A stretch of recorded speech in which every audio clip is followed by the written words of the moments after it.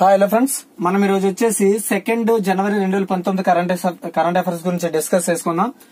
అయితే ఇందులో మనకి ఫస్ట్ గా చూసుకున్నట్టయితే చూడండి, భారతదేశానికి చెందిన మొదటి A321 నియో విమానం ఏది అనేసి అడగడం జరిగిందండి. అంటే ఒక దానికి సంబంధించి ఇంపార్టెంట్ బిట్ అనేది రావడం జరిగింది. అదేంటంటే ఇండిగో అన్నమాట.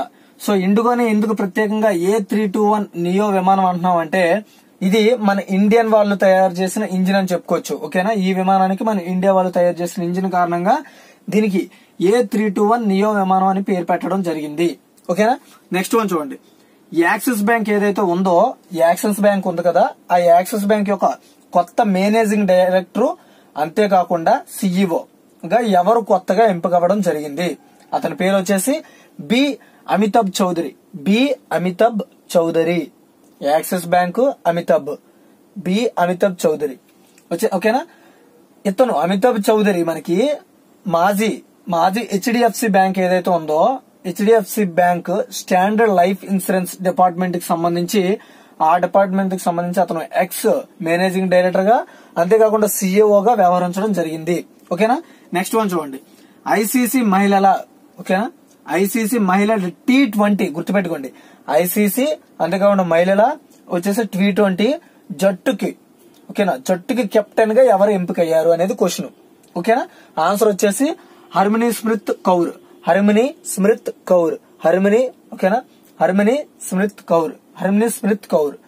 ఓకేనా, నెక్స్ట్ ఐసీసీలో మనకు 2 క్వశ్చన్లు.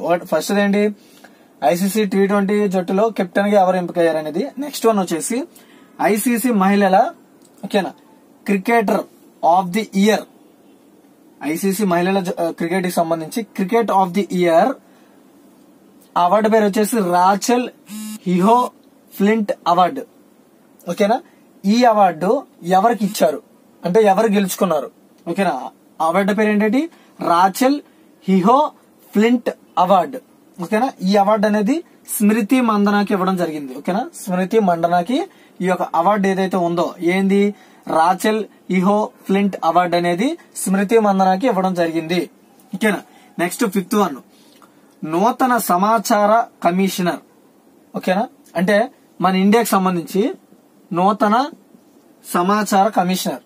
ఓకేనా, ప్రధాన సమాచార కమిషనర్, ప్రధాన అంటే ముఖ్య, అతని పేరు వచ్చేసి సుధీర్ భార్గవ. ఇతనితో పాటు మరొక 4 కూడా ఈ యొక్క సమాచార కమిషనర్ గా ఏర్పాటు చేయడం జరిగింది. అయితే సుధీర్ భార్గవ్ గురించి మనం ఎందుకు చెప్పుకుంటున్నాం అంటే అతను ప్రధాన సమాచార కమిషనర్ అన్నమాట, ప్రధాన. నెక్స్ట్ 7th వన్ చూడండి. US university Deen Dayal veterinary, చూడండి యుఎస్ యూనివర్సిటీ ఏంటంటే అది దీన్ దయాల్ వెటర్నరీ యూనివర్సిటీ మొదటి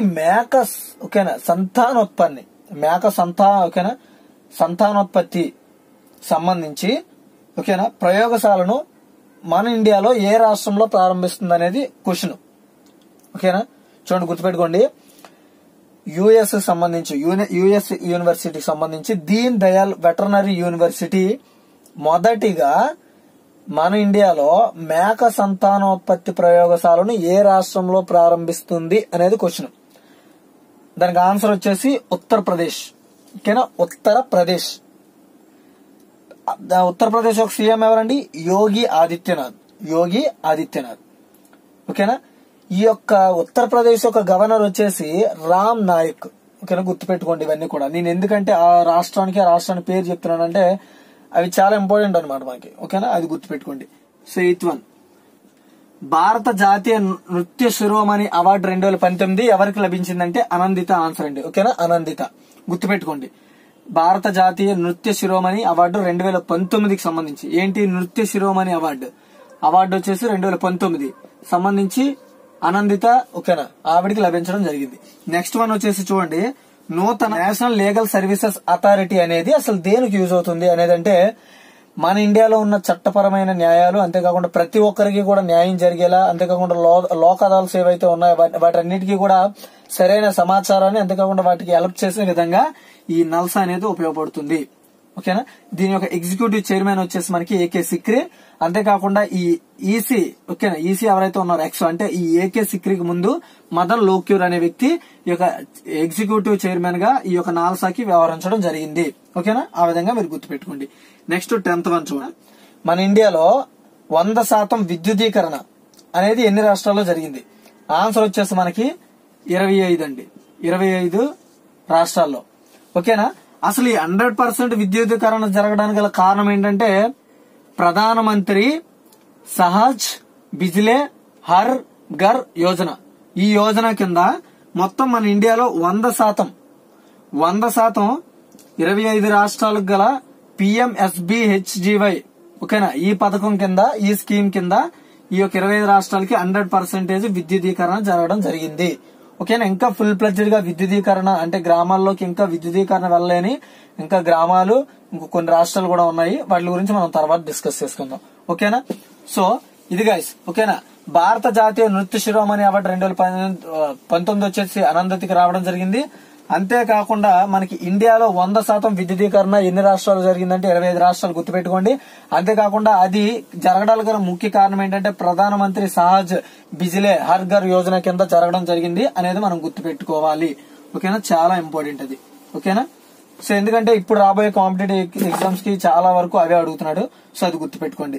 నెక్స్ట్ అంతేకాకుండా US university Deen Dayal veterinary university అనేది మొదటి, ఓకేనా, మేక సంతానోత్పత్తి ప్రయోగశాల అనేది ఎక్కడ స్థాపిస్తుందంటే ఉత్తరప్రదేశ్ యొక్క సీఎం ఎవరంటే యోగి ఆదిత్యనాథ్. అంతేకాకుండా దానికి గవర్నర్ ఎవరంటే రామ్ నాయక్ అనమాట. ఓకేనా. నెక్స్ట్ వన్ వచ్చేసి చూడండి. బ్రెజిల్ అధ్యక్షుడు ఎవరు? నూతన అధ్యక్షుడు జైర్ బోల్ సొనారో అనే వ్యక్తి, ఓకేనా, బ్రెజిల్ అధ్యక్షుడిగా ఎన్నికవడం జరిగింది. అది కూడా అక్కడ ఏదైతే సుప్రీంకోర్టుకి సంబంధించి వ్యవస్థ ఉంటుందో ఈ వ్యవస్థ 94% మాత్రమే లెక్కించింది ఓట్లని. ఓకేనా. ఈ అధ్యక్ష ఎన్నికల్లో ఈ సుప్రీం కి సంబంధించి 94% లెక్కించింది. ఆ 94%లో ఫుల్ ప్లెడ్జ్డ్ గా జైర్ బోల్సొనారో, ఓకేనా, బోల్సొనారోకి మనకి మద్దతు అనేది రావడం జరిగింది. అంటే మాక్సిమం అతనికి ఎక్కువ ఓట్లు అనేది రావడం జరిగింది. అయితే ఒక బ్రెజిల్ మాజీ అధ్యక్షుడు ఎవరంటే, ఓకేనా, ఫెర్నాండో హద్దద్ ఎక్స్ ఫెర్నాండో హద్దద్. ఇతను ఎవరండి? బ్రెజిల్, ఓకేనా, బ్రెజిల్ యొక్క మాజీ అధ్యక్షుడు ఎవరు? ఫెర్నాండో హద్దద్. ఇప్పుడు ప్రస్తుతం ఎవరండి? జైర్ బోల్సొనారో. ఓకేనా. సో అది. నెక్స్ట్ వన్ వచ్చేసి చూడండి, ఐఓసి. ఓకేనా. 11 ఐఓసి అంటే ఇండియన్ ఆయిల్ కార్పొరేషన్ ధృవీకృత సహజ వాయువు ఉత్పత్తి టెర్మినల్ ను ఏ రాష్ట్రంలో మొదటిగా ప్రారంభిస్తుంది అనేది క్వశ్చన్. మనకి దీనికి ఆన్సర్ వచ్చేసి తమిళనాడు. ఓకేనా, తమిళనాడు. అంటే ఫస్ట్ టైం అంటే ఎల్ఎన్జి అంటారు దీన్ని. ఓకేనా. ఈ ఎల్ఎన్జి అనే దాన్ని తమిళనాడులో ప్రస్తుతం, ఓకేనా, నూతనంగా తమిళనాడులో ప్రారంభిస్తున్నారు. అంతేకాకుండా ఈ ఐఓసి ఏదైతే ఉందో చూడండి, ఐఓసి యొక్క చైర్మన్ ఎవరంటే సంజీవ్ సింగ్.